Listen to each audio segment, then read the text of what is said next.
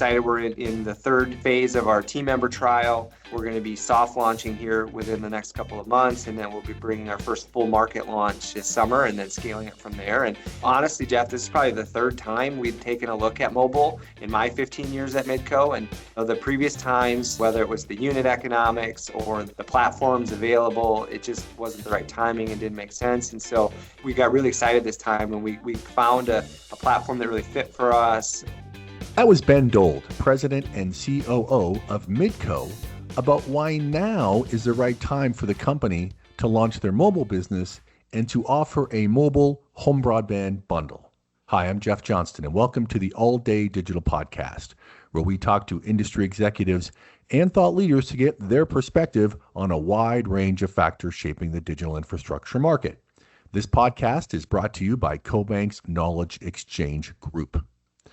The convergence of wireless and home broadband is happening at a rapid pace. National wireless operators are delivering exceptional fixed wireless growth, and the large cable companies have been taking share in the smartphone market. And now, smaller regional broadband operators, such as Midco, are starting to enter the mobile market. I invited Ben onto the podcast because he is deeply involved in Midco's mobile strategy. And for small broadband operators, entering the mobile market is a big decision. So hearing how Ben thinks about it should be very helpful to CEOs who are struggling with this decision. So without any further ado, pitter patter, let's hear what Ben has to say. Ben, it's great to see you. Welcome to the podcast. How have you been? I've been doing really well. Thanks for having me. I'm excited to be here, Jeff.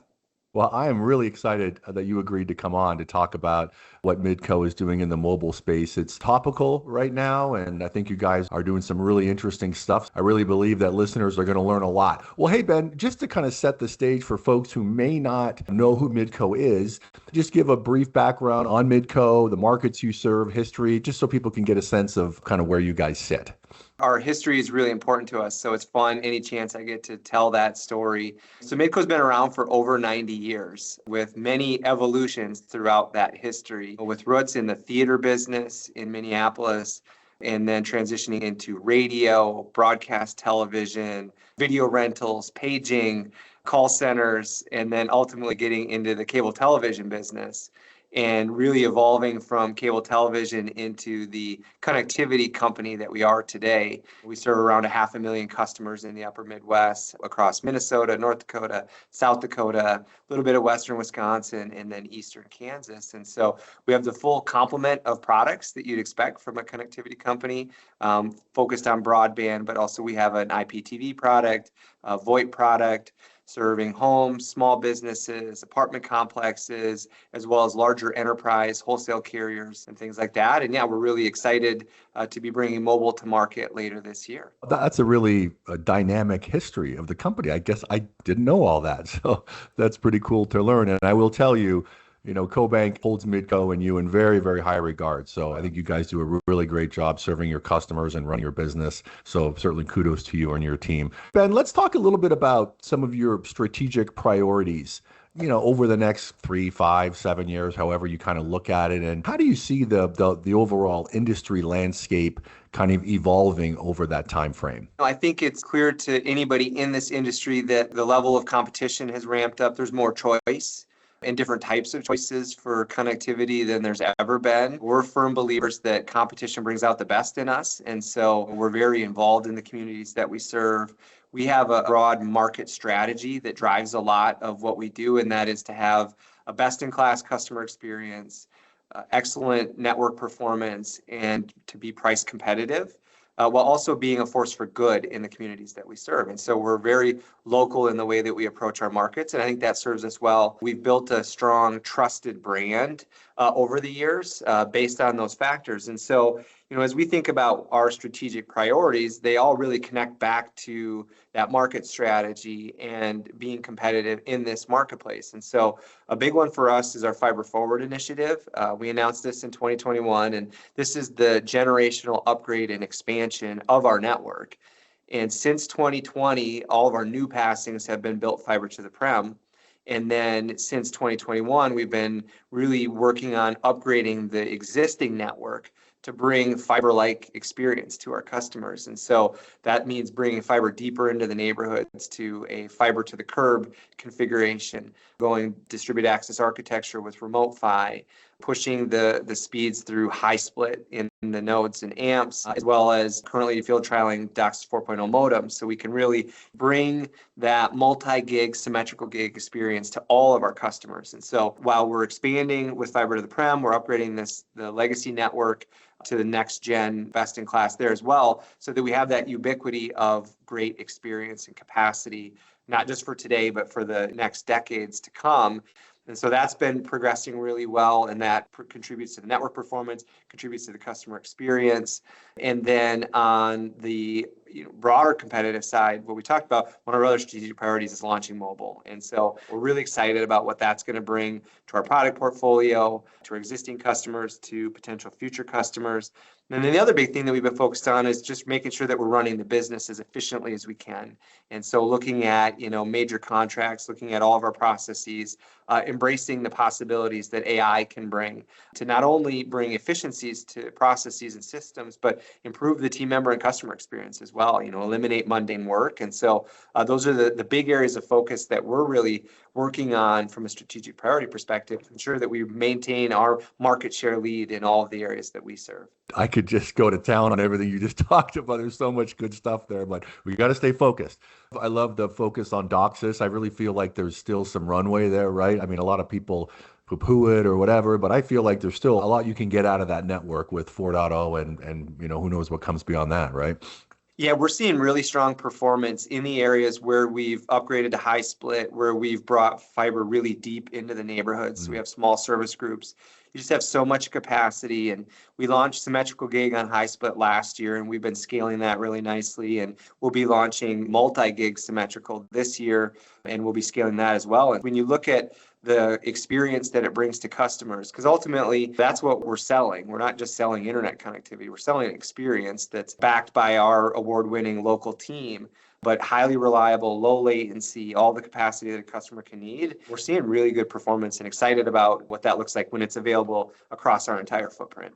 Love it, love it, love it, man. Good stuff. Let's move on to mobile, and maybe you can kind of maybe put it we can drill down into the details a little bit, but maybe in the broader strategic context of your mobile plans and kind of how that fits into your overall business strategy and product strategy. Then we can get into some of the finer details of what you guys are doing and what you're hoping to accomplish.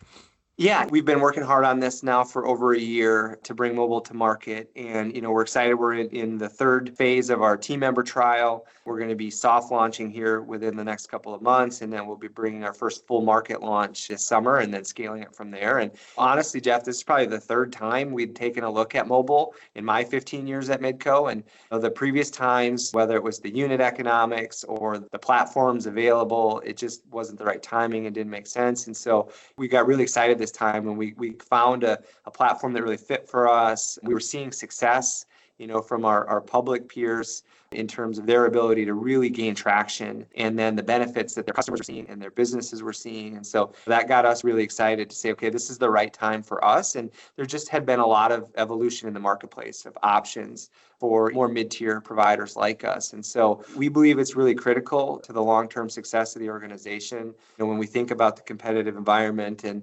increasingly customers are telling us they want a converged broadband and mobile product. And so we're seeing that in the marketplace. We're seeing it from our peers, and we're excited to bring that converged offering to market here really soon. That's great. You mentioned unit economics. I think we've talked about this. I launched the ESPN MVNO back in 2005. That's why I got all this gray hair. And then even before that, I launched Quest Wireless in the early 2000s. And boy, have the unit economics changed. Because I know back then it just didn't work. It just absolutely didn't work. But I think things are a lot different now. So super excited to see you guys leading into that. So maybe a little bit about your go-to-market strategy, Ben, how you thought about that, what MVNE versus, I would call it the traditional MVNO. Yeah, we pretty quickly realized that at our size that an MVNE was the right approach for us. Maybe didn't have the scale that some others did to have, some of these direct relationships or to build some of these platforms on our own. But again, fortunately, there are good options in the market from that perspective. And so then it became the process of, okay, well, how do we want to go to market? What do we want this platform to look like? How are we going to integrate it? And if we go back to what we talked about before with the brand equity and trust that we've built in the communities that we serve, that was a key driving force around how we thought of integrating with our existing buy flows. How it integrates within our brand. How do we think about the support ecosystem? They're going to be our team members that are going to be doing tier one support, or are we going to outsource that? And so our approach to customer experience, our approach to the brand loyalty we've built really drove us to looking for more of an integrated experience where it looks and feels like Midco, what customers have come to trust. And so that really drove us toward the notion of let's find an MVNE where, it brings all of the scale and expertise that's needed, all the behind the scenes OSS, BSS, and integrations into other platforms, but that can connect into our existing support ecosystem, our existing web, digital channels and buy flows, and ultimately arrived at the decision that we did where we felt really good about it. And so a lot of our work now has been integrating it into all those elements, developing the marketing assets so that it has the right look and feel, and then honestly spending time, really bringing the team along. Even if someone's not on the mobile project team at Midco, they should be very aware of what it is and what we're doing and why it's important and how it fits into our long-term strategy. And so, we've really settled in on this notion of simple, affordable, reliable are the keys to our approach to go to market with mobile. And, I think we're building something that hits all those marks and customers are going to be excited about. Yeah, for sure. It's when I talk to other operators who have looked at an MVNE or an MV, well, mostly MVNE, the pushback that I get, or the concern, I guess I should say, that they have is around brand risk, because they feel like they're giving up so much control from an operator perspective that something breaks in the wireless network and somebody has a bad experience. They just see the bill they pay as ABC company, and that's who they're going to be mad at, even though it's not ABC company's fault. So would you say integration is really the key to protecting the brand and controlling that customer experience? And I'm sure picking the right MVNE is probably also an important part of this too, yeah? Yeah, I do. I think that is right, because that way you do have some control then in terms of the customer journey. Because you can plug more into your existing customer journey. And then through integrations to backend support tools, then it allows you to have your team then be that tier one. Unless you're going to really build this yourselves, you're going to need help. And so yes, picking the right partner to help is important. But eventually you're going to need to hand off, those higher level, more complex. But, we believe that a lot of the issues we can resolve right with our team members that, reside within the communities that we serve. Great, good stuff, good stuff. So let me ask you, Ben, why? Like we've talked about how you're doing it, but maybe you can spend a little bit of time. Why are you doing this? Do you see this as something to sort of protect your existing customer base? Do you see this as an acquisition strategy? I mean, how do you guys sort of think through what success looks like for you guys? Great question. When we first began down this path, a lot of the value unlock was coming from retention, churn reduction. And that is certainly the case. And I know a lot of people that have gone down this path have seen that. And so we kind of built our business case around that. But as the market has evolved and as we've gotten further into it, I would tell you, I'm even more excited about the acquisition opportunities than I was and am about the churn reduction and retention opportunities, which I still think are very large. Increasingly, you're seeing these converged bundles in the market, and in-home 5G, more of a wireline broadband with mobile, you're just seeing a lot of it. Customers are increasingly choosing it. And so I think to maximize acquisition opportunities in an environment where people are moving less and there's just less opportunities for acquisition, I think it's critical to have broadband mobile bundle to put in front of customers to help you differentiate to those that don't, but to have table stakes against those that already have it. I think if you can do that in a simple, affordable, reliable way with a brand that has built trust in the communities, I think it can become a really powerful acquisition tool. And I'm excited to see the benefits on both sides of that coin. Yeah, well, that's great. I mean, choice comes up a lot when I talk to folks, right? Just giving you don't want to overwhelm customers with choice, but maybe giving them more choices than they have in the past is a good, strategy, which it sounds like you guys are on that page. Yeah, if somebody has this notion that I think I can save money or I think I can make life easier by having mobile and broadband bundled by one provider, if you don't have one of those parts of the equation, you're not in the consideration set. And so I do think introducing choice with some level of differentiation does help. Yeah, and then so your bundling questions, I call it the killer bundle because I'm with you. I think it's what a lot of people want. And I think that's evident in the success you're seeing with fixed wireless bundling and certainly with the larger cable operators as well. There's demand out there for that. But then just thinking about the bundling a little bit more from a competitive perspective, I mean, who knows what Amazon's going to do, I guess, at the end of the day, right? I mean, we know satellite internet's not as good as fiber clearly, but it could be good enough for a certain segment of the market. And if it's bundled with a prime service, that looks really attractive, that's something the industry might have to grapple with here in the not too distant future. No, I think that's right. And I think it comes back to this notion there's likely going to continue to even be more choice. And so, how do you stand out? How do you make sure that you have the services that customers want at an affordable price point, that you're easy to do business with, and all of those pieces? And so, I think mobile is just a huge component of being at that table to be considered. And I think for a lot of folks, there will be other factors that come into it, but I think we'll be well positioned for that. Ben, what advice would you give? Because I do think there are a lot of operators that are, call it on the fence or sort of thinking through their mobile strategy and what they want to do. Any words of wisdom or advice as you've gone through this that you think people should be aware of? Yeah, no, I love this question because any chance we get to just to take a step back and think about, the future and where the industry is going. So my advice would be if you're considering launching mobile, close your eyes and picture that it's 2030 and think about what the competitive landscape looks like at that time with where things are headed. And then imagine that you have a mobile product or don't have a mobile product. But imagine you do, and do you think you'll have more broadband customers or less broadband customers at that time because you've gone down the path of launching mobile?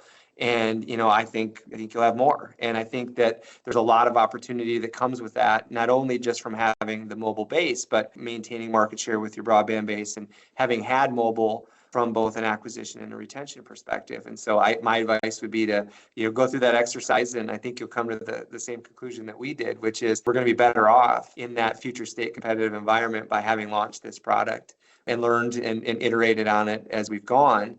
And then for those that decide, yes, this is a path that I want to go down, my advice is, again, really think about how does it fit in with your brand? How much or little do you want to integrate into your existing systems and buy flows and support ecosystem? Because that's really going to drive a lot of your decisions around platform and just how you go to market with it, and honestly the level of effort. And I think there's different ways to approach it that can make sense based on each business's position, but it's important to take that step back and think about what you want that to look like, because I think that will help inform those decisions, and you'll make sure that you have the right partners, the right approach, and all those pieces to set up for success when you ultimately do launch.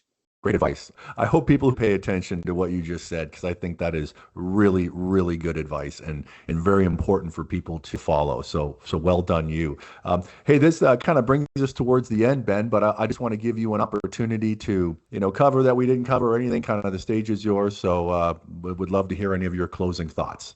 No, I really appreciate it, Jeff. This has been great to talk about the history of Midco and our strategic priorities, and certainly the biggest one on the horizon with Midco Mobile. And I had a lot of fun through this process. So maybe that's the other piece to just highlight is it's important to make it fun, because you don't get an opportunity to launch a product like this very often in one's career. You've done it twice, which is great. And so through this process, I was the first person at Midco to port my number over to the platform. And then I traveled around our footprint and showed the teams, hey, here's Midco Mobile on the phone. And it's been a lot of fun. And so I think we've brought a lot of excitement to the teams. And I think that's going to contribute to excitement in the market. We're having a lot of fun. We're optimistic about what it can mean. And I'm just grateful for our partners. And I'm grateful for our team for all the effort that they've put into this. It's a big deal, and there's been a lot of hard work, and we just looking forward to getting it in the market and seeing customers around our footprint with Midco Mobile. I wish you all the best luck and fortune in the world. I'm sure you guys are going to do great. Hey, thanks so much for being on the podcast today, Ben. I really appreciate your time. I know you got a lot going on, so thank you. No, absolutely. Hey, thanks for having me, Jeff. Really good to talk with you. You take care. A special thanks goes out to Ben for being on the podcast today. For broadband operators, a major concern they have with launching an MVNE is brand risk, as they don't have complete control over the customer experience. For example, if something goes wrong with the mobile service, the customer will probably blame the broadband operator, when in fact, it could be the wireless network operator's fault. I think Ben's approach to this through deep system integration is important to take note of. And I also think asking yourself if you'll have more or less broadband customers 5 years from now if you decide not to offer a mobile service is a simple yet important question to help shape one's mobile strategy. Hey, thanks for joining me today, and a special thanks goes to my co-bank associates Christina Pope and Tyler Heron, because without them, there wouldn't be an all-day digital podcast. Watch out for our next episode. The information provided in this podcast is not intended to be investment, tax, or legal advice and should not be relied upon by listeners for such purposes. The information contained in this podcast has been compiled from what CoBank regards as reliable sources. However, CoBank does not make any representation or warranty regarding the content and disclaims any responsibility for the information, materials, third-party opinions, and data included in this podcast. In no event will CoBank be liable for any decision made or actions taken by any person or persons relying on the information contained in this podcast.